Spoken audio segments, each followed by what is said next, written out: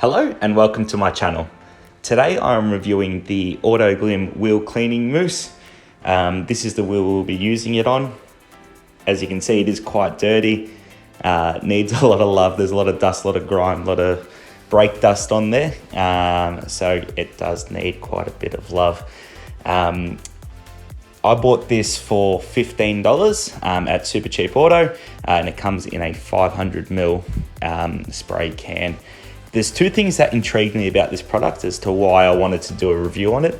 Number one is the word mousse. I've never heard a wheel cleaner be referred to as a cleaning mousse. So I did want to have a look at that. And the second thing is it comes in like a spray can. So as you can see in my hands there, it's not a trigger like what usually happens.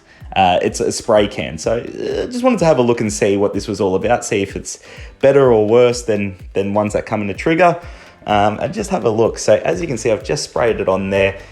It does boast some color changing properties, but I couldn't really see too much there.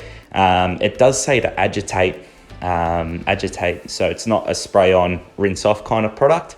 You can kind of see some color changing there, a bit of red.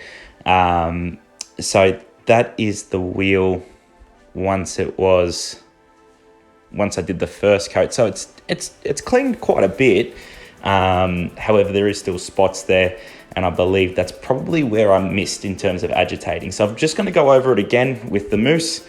And I'm going to get a brush and just make sure I get everywhere with the mousse, with the agitation, I should say.